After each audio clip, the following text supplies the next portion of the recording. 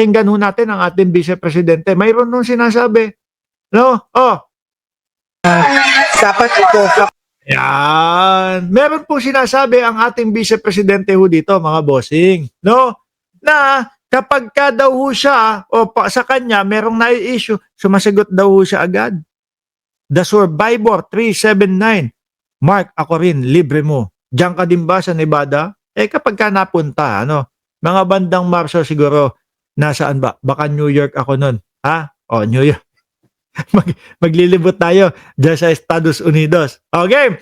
Eto po, may sinasabi ang Vice Presidente. Ganda sa LV, Mark, sa Las Vegas. Kala ko Louis Vuitton eh.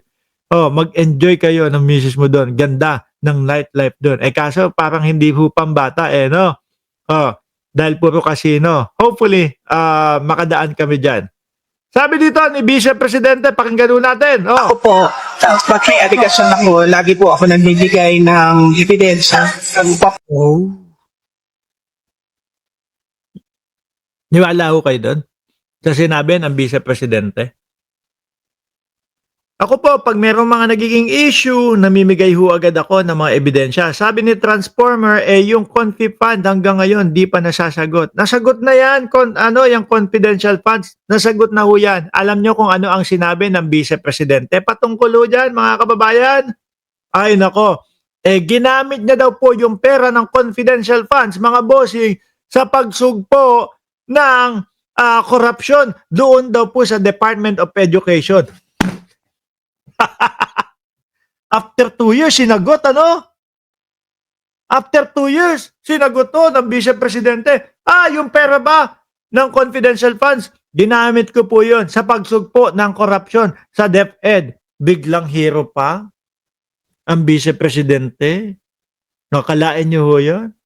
Samantalang nung panahon ho na yung mga Mary Grace Piatos, sila Kokoy Villamin, yung mga sinasabing sila chika ang pumipick up ng pera ng doon sa DepEd or doon sa Office of the Vice President. Wala Napakomment tuloy si Sir Almond Lee na hindi naman mahilig mag-comment yan. Napakasinungaling, may kapansanan. Sabi, napakasinungaling, may kapansanan niya sa pag-iisip. Tama, si Montulpo. Nako, si Edelweiss, napadala sa atin ng super sticker. Maraming salamat po. Sabi ni Transformer, sa nagnakaw siya para hanapin ang korap. Ganun ba yun? Ewan ko kung ano yung sinasabi ng Vice Presidente. Kasi wala akong natatandaan mga kababayan.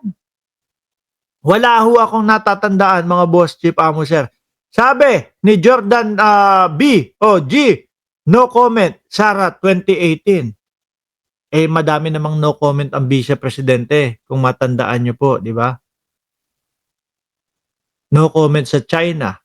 No comment sa mga ganyan. Kaya ngayon, ito parang sa politika mga bossing, pakapala na lang ho ng mukha no? Pakapala na lang ho sa ng mukha, mga kababayan.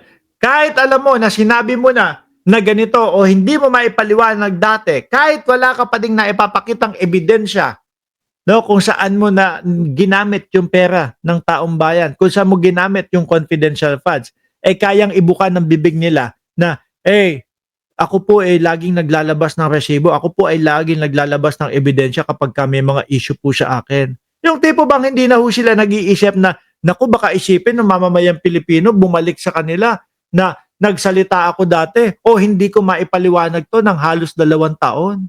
Hindi na nila iniisip yun. Basta kung sino yung mauuto namin, kung sino yung mga maniniwala, maniwala kayo. Naghanap siya ng korap sa DepEd. Natural, hindi niya mahanap kasi dinideny niya sarili na siya ang korap. Sabi ni Emmy Felix Cuevas 7800, sinasagot mo pala bakit yung confidential funds mo di mo masagot. Saan na Piatos at yung iba? Nasaan na, Sarah? Yun nga yung sinasabi ko sa inyo Yung tipo bang pakapala na lang ng muka, mga kababayan, kapag ka nasa politika. Kahit alam niya na, naku, babalikan ako ng mga tao.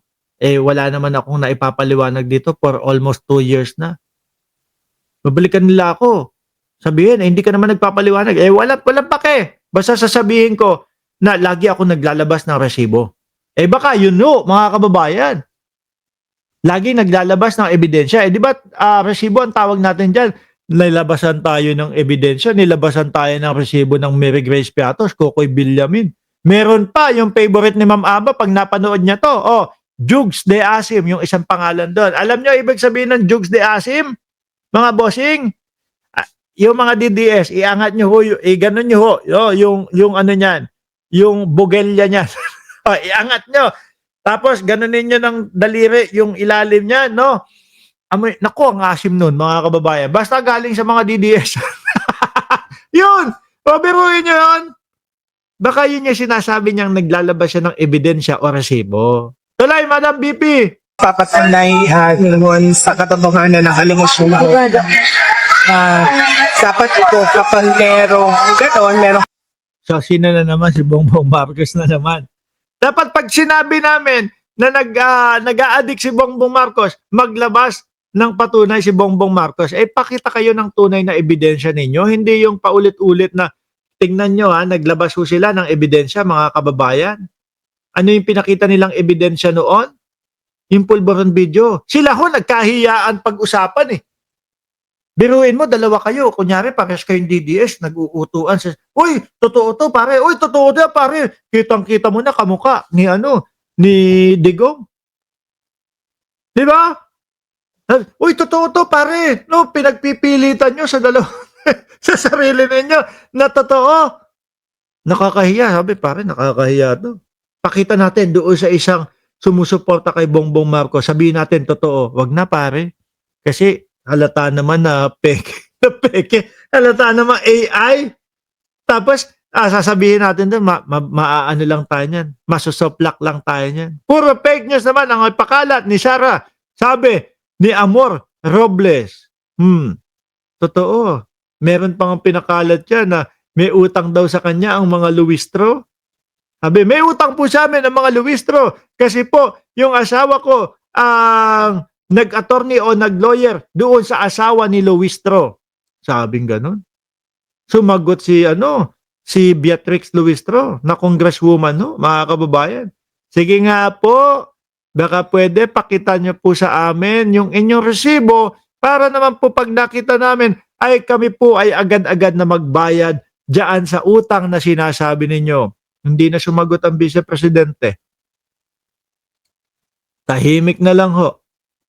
Pag sumagot pa, alam niya na mahihirapan siyang ipanalo yon, na mapapahiya lang siya. Di ba?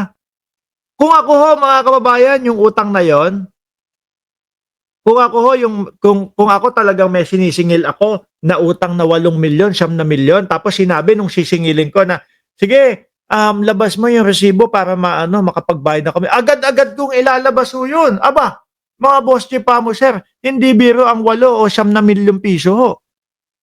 Malayo ho ang mapupuntahan yan. 6 na milyon dyan, pwedeng mapunta sa LC300 o Land Cruiser, o diba? 6 na milyon, diba? Lalabasan mo agad ng resibo yun. Kaso, mga kababayan, ewan ko kung nasaan na yung resibo ni Vice Presidente para bayaran siya ng mga Luistro. Isa pa lang ho yan, mga bossing. Diba siya din ang, sino ba nagsabi nung yung mahinang-mahina na o berewek na si Pangulong Bongbong Marcos?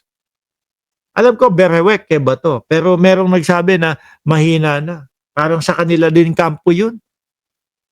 Di ba?